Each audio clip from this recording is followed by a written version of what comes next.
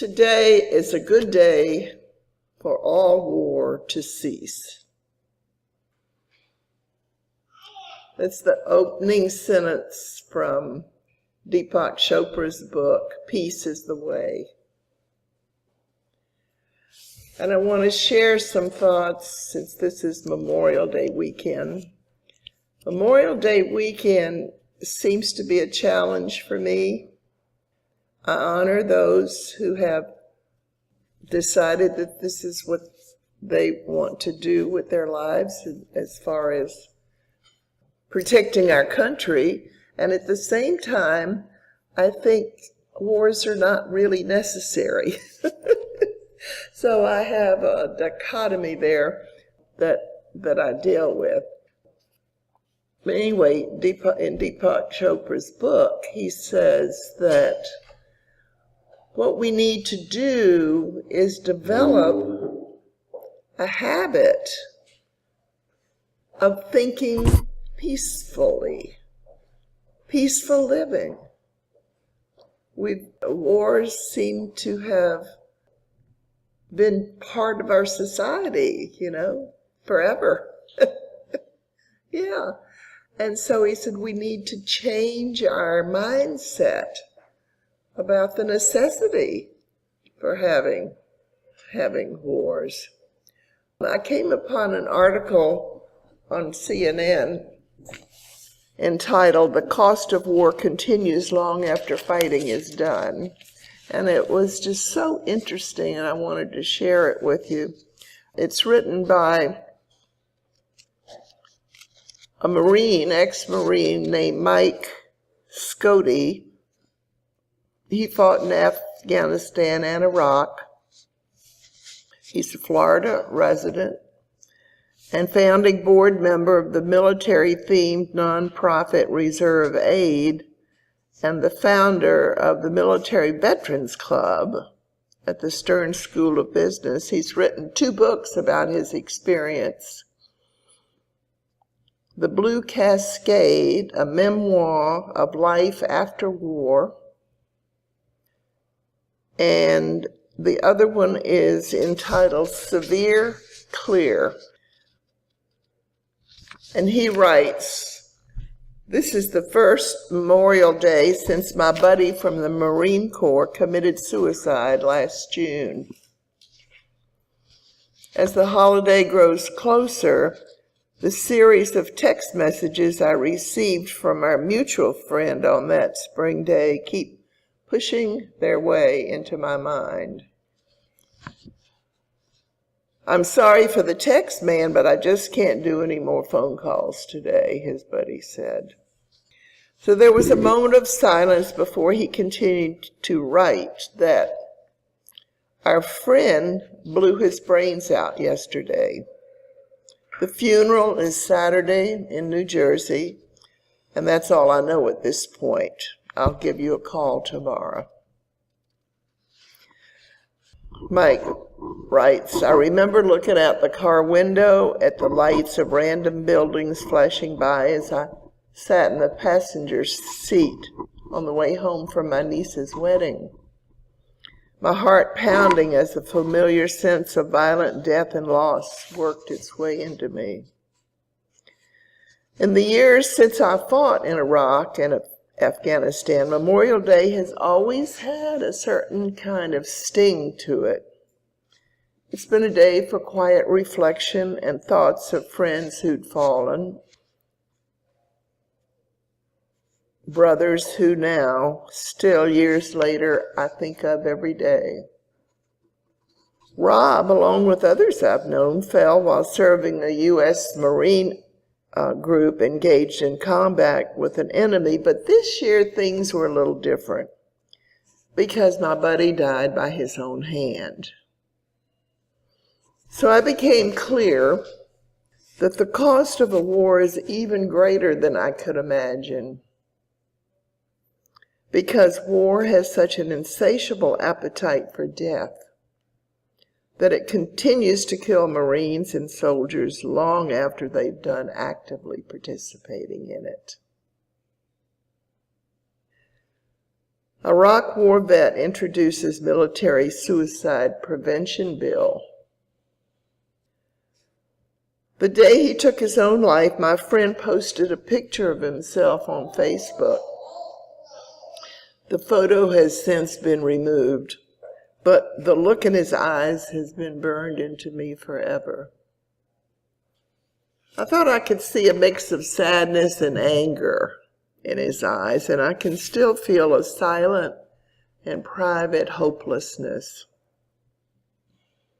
I remembered how in my own dark time after the war, it lasted nearly 2 years, my soul felt like it had been shot into pieces by things I saw,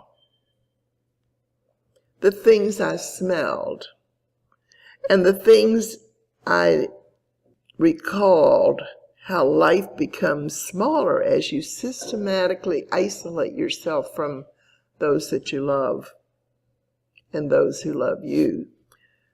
So what is war's true toll on the spouses and the children? Then there's a slide down a slope that begins with feelings of confusion and moves along to anger and finally indifference. And somewhere in that dark and heavy indifference lies the point of emotional exhaustion, where you find yourself standing at the edge of an abyss. In a 2012 suicide data report, the Department of Veteran Affairs estimated that on average 22 veterans a day commit suicide. 22 a day.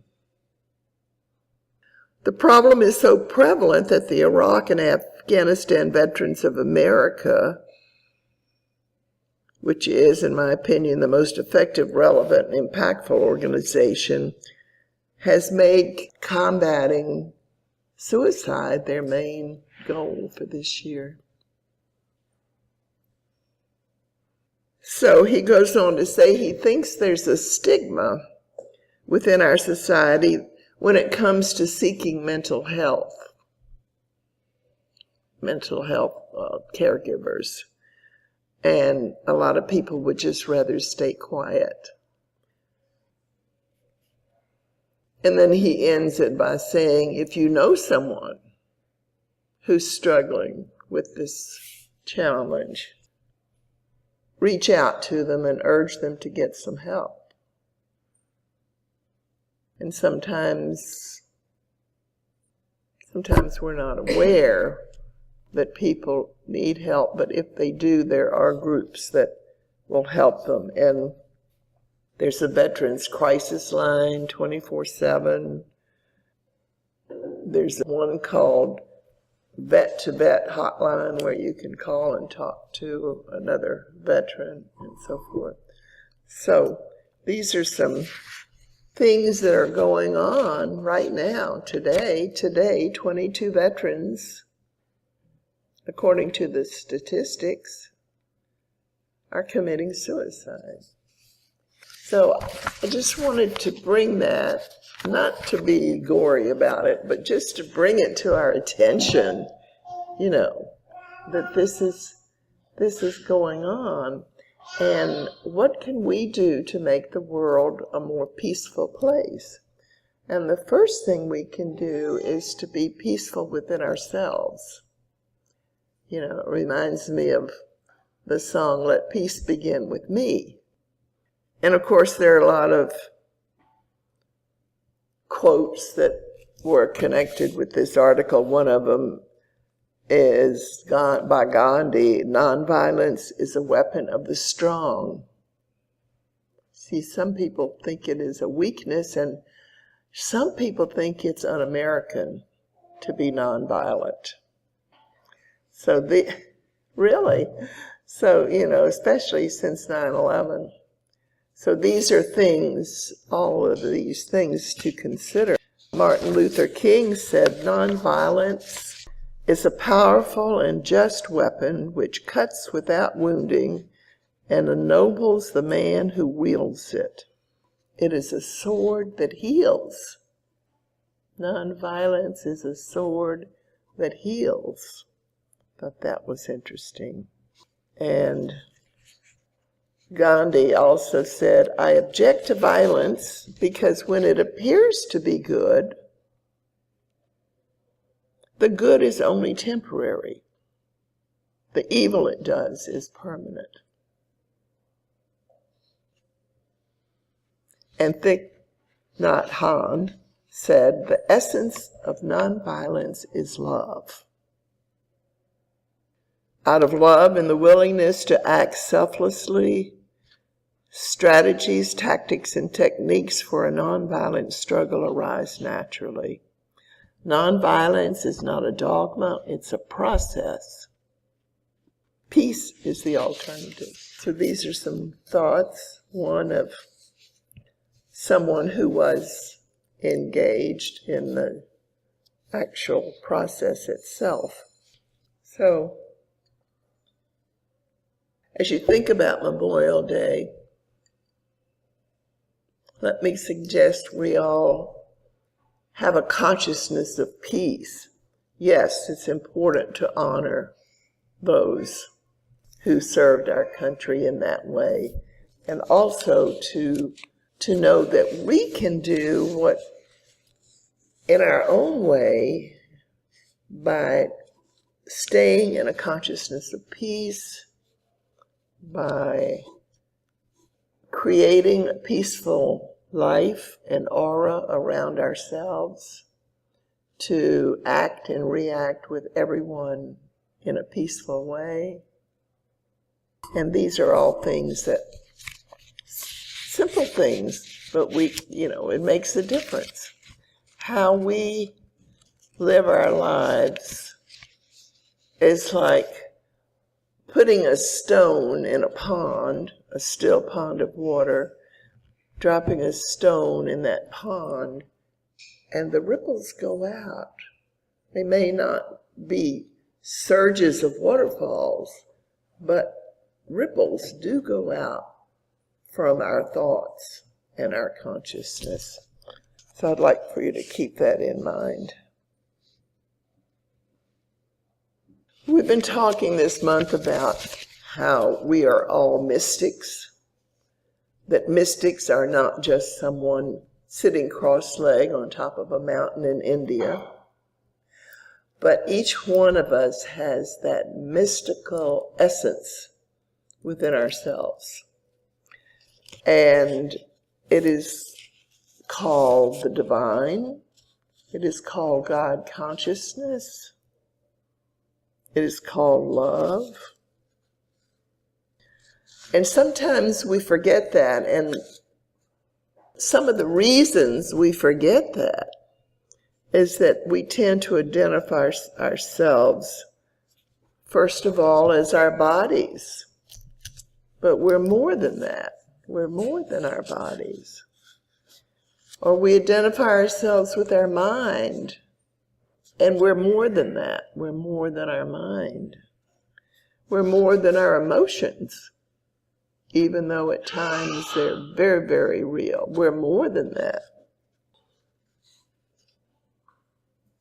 So sometimes we only see the form, the effect of our thoughts. And here's a story that illustrates how it's important for us to realize that we're all mystics. And mystic doesn't mean mysterious. It simply means knowing and living from that essence within yourself, that is the divine. Because each of us is an expression of the one power and presence. That's who we are. So, it's good to keep reminding us of that. There's a story that a group took a very long and tiring journey looking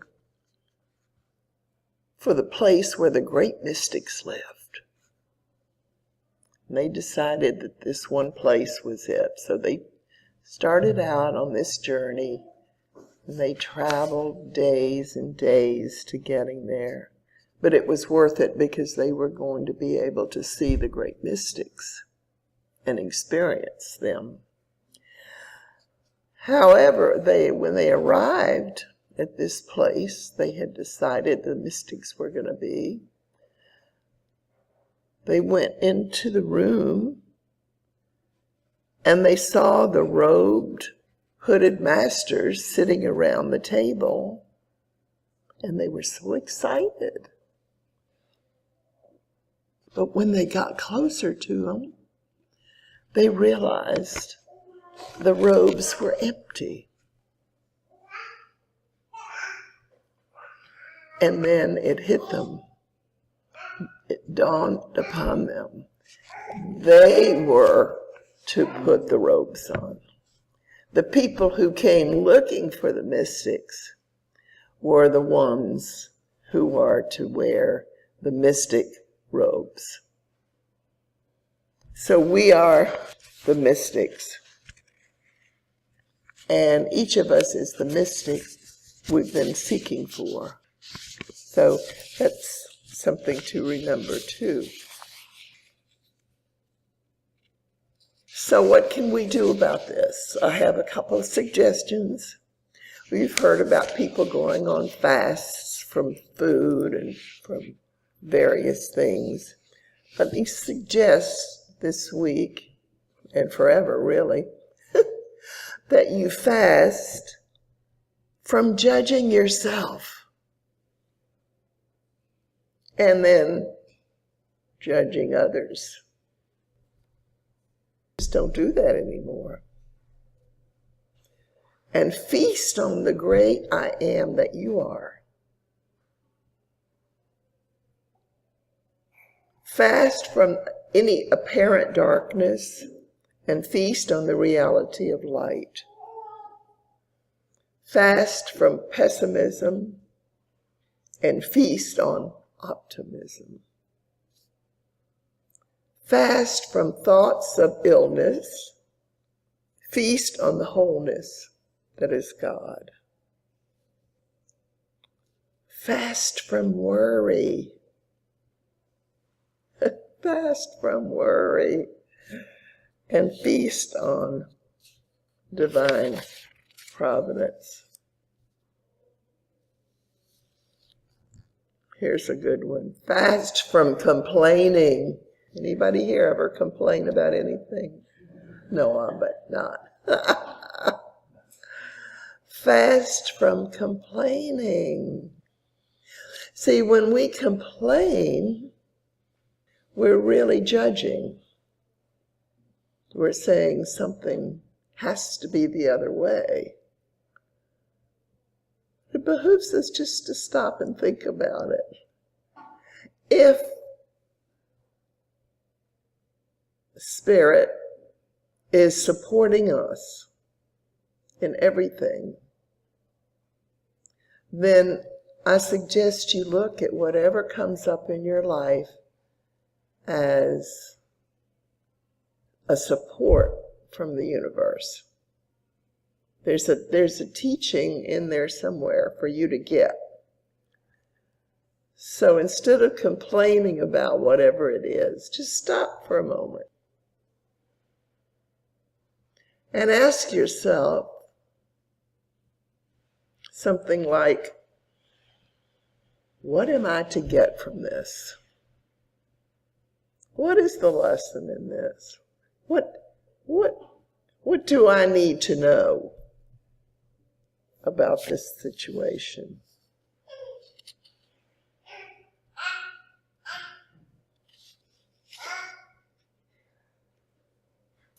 So those are some of my thoughts. Another thing is, who sets your standards? Do you set your standards or do you go by someone else's standards? Let's think about that for a moment. There's a true story of an older man who decided to jog around the local high school football field. And as he huffed and puffed along the field, the team was in practice in the middle of the field. And the players soon started running sprints up and down the field, and the man told himself, I'll just keep running until they quit.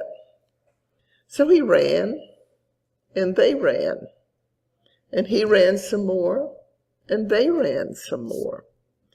And he kept running until he just couldn't run anymore. And he stopped in exhaustion. And one of the players from the team came over, equally exhausted, and said, Boy, I'm glad you finally stopped. Coach told us we had to keep running wind sprints as long as the old guy was jogging. So he was watching them, and they were watching him. He was letting them set his standard, and they allowed him to set theirs. So my question is this. Are you keeping pace with somebody else? Are you allowing other people to set your standards for you? So what about your standards or principles for moral behavior? Humorist Mark Twain said, I have a higher and grander standard of principle than George Washington. He could not lie. I can, but I won't.